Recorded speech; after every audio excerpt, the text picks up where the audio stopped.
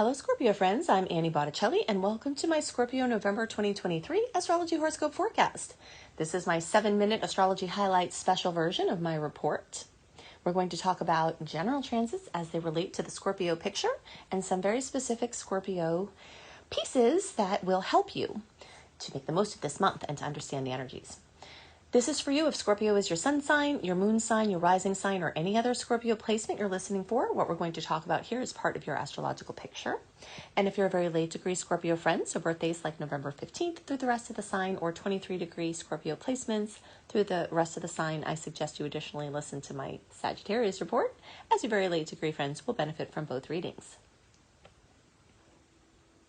So wow, let's just take a moment to recognize that y'all have been through it. What the heck?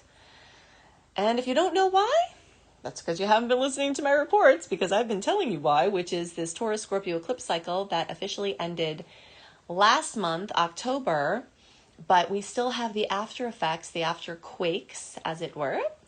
And wow, so 2-year cycle, the end of 2021 to the end of 2023, but also a much longer cycle than that. You may have had financial and relationship, partnership, karma clearing out that seems like it's beyond this lifetime. Familial patterns. I mean, this has been, wow, a doozy. I'm sure I've mentioned to you before that my husband is a Scorpio, so I've been watching this and oh my gosh, I can't even begin to tell you what's gone on. So, it's very, very, the best of things and the worst of things. So I know you all have been going through it. So I just want to take a moment to acknowledge that. Now, we're stepping into a time where we've got continued Scorpio energy. Okay, so hopefully the heaviest parts are behind y'all now. That would be amazing. But for the 4 to 6 weeks after the eclipses, that brings us even into December, through November into December, there may still be information coming in, fine-tuning from the news that occurred between August. The eclipse season was really August into December, with the strongest parts in September and October. All right, so new news is coming in, integration, being able to have more clarity to make decisions. You might have had a lot of changes happen and Mercury was still in retrograde in September and you had to wait till October to kind of start getting your bearings straight. So, this is a big time. We also have the sun, Mars, Mercury, star goddess Ceres, and on November 13th, a new moon in your sign at 20 degrees. Okay, so lots of Scorpio activity. Also birthdays. Happy birthday to Scorpio friends that are having your birthday this month, or if you're listening early, to all of you. Birthdays are amazing times when the universe is especially receptive to our desires. So make sure to make your birthday wishes, write them down, say them out loud, feel them as if they've already come true. And if you're watching for a Scorpio placement other than your sun, then you still can set intentions with this energy. When the sun crosses your Scorpio placement, it enlivens that energy and that Scorpio energy. So, go deep and, try to draw from the ethers all of the things that you want. If you've been through it, know that you can now rise from the ashes into your new phoenix form. And that this first house that all of these Scorpio placements are going through. So if you're listening to the podcast version and you want the visual, come on over to YouTube and find my Scorpio November 2023. If you don't want the visual, you can listen to the podcast version or scroll up on the screen so that you hear me, but you don't see it. So basically, the mood is Scorpio, and the area being highlighted is the first house. Houses are fields of experience that we have as humans, and they're denoted by these pizza pie. My Italian family, always talking about Italian food. All right, so all these pieces are fields of experience that we have as humans. They're unifying factors in our human experience because we all have things in these experiences. They could be different, but they're along the same lines. So for Scorpio this month, this house that's being accentuated is the first house.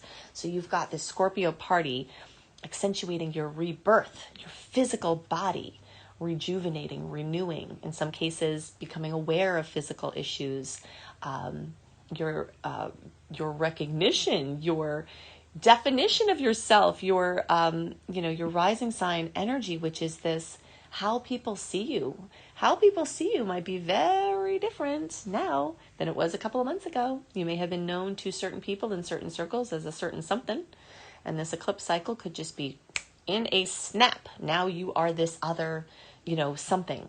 So it's really, very, very profound, the types of changes I mean, somebody could go from being, an engineer to an opera singer at this time, just like really drastic shifts in their life trajectory. And a lot of alignment with feeling like you're in your highest expression now that a lot of karma is behind you. Okay, so all of you will feel the new moon potentials in the days around November 13th, but those of you closer to 20 degrees, say between 15 and 25 degree Scorpio placements are closer to 20 degrees, the more you get that direct connection from the new moon and the most impact. That correlates with birthdays around November 5th through around November 15th, and the closer to around November 10th, the more you have the impact from that new moon. No one's being left out of anything here, but this will target those placements more readily. This is a time of merging. September, October, November has been a time of merging deeper with people close to you, new people, old people, just the connecting within spiritual connections, financial connections, and, and just emotional connections. So it's a time very rich with emotional possibilities. If that weren't enough, in the days around November 27th, we're going to have a full moon at almost 5 degrees of Gemini. And that is going to be highlighting, guess what? Your 8th house of Scorpio. It's almost comical, right? So even that Gemini full moon is going to bring out this energy of inheritances and combining and mysteries and psychology and emotions and patterns. So it's very, very, very rich with layers. You also might find that you're traveling at that time. Gemini energy tends to bring people packing, movement. As the month progresses, we get from Scorpio energies into Sagittarius, and your money sector is going to be very strongly highlighted. Although through all these months, your money sector might have been very strongly highlighted from the Scorpio energy. But now those planets that are moving into Sagittarius, which for Scorpios highlight the 2nd house of money.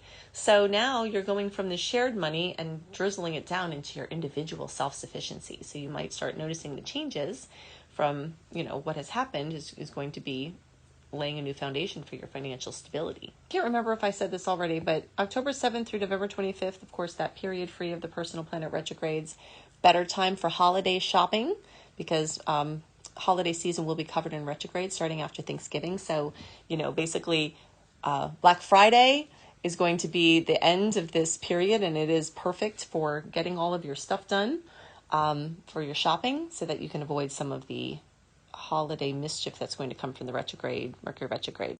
All right, so let's go into this just a little bit. Expounding on this is going to put me over my 7 minutes, but I think it's important for you to know. So basically, October 7th through November 25th is not just great for holiday shopping. It is great for everything important because October 7th is when the Venus retrograde post-shadow period ended, and November 25th is when the Mercury retrograde pre-shadow period starts. So everything between these dates, so basically most of October, most of November, is going to be free of personal planet retrogrades, which means forward movement, which means more clarity, where you can see more steps ahead of you, big decisions, paperwork, getting new devices and machines and houses and buying and selling things and of great value, making big decisions, commitments, engagements, weddings, anything that has to do with, making something's lock in place for a long time. Big parties, big events, big moves. This period of time is golden, and we're not going to have any more of it like it for the rest of 2023, and we'll begin 2024 in retrograde. So take advantage of this forward moving energy while you have it, because the tides are going out. It may start to become more clear how Saturn in Pisces, highlighting your 5th house of romance, love, children, how this money storyline that's coming from these eclipses is now putting you into a form of providership or stability within your family circuits, so you'll have a 3-year circuit of building in those arenas. So all of that's happening right now. If you want even more information on how to make the most of this month, go to AnnieHelpsYou.com, put your name and email address in there, and sign up for my free VIP community. You'll get my mini astrology lesson emails. You'll get links to resources that I and my team have created about the current aspects and things that you can make the most of the planetary energies. And if you want to learn astrology with me, you can see the options there, my basics course or my Becoming a Professional Astrologer Mastery Course. I hope that this month is full of freedom and relief from all of the karma that's cleared and new beginnings and rebirth for you. And I'll see you next month. Bye.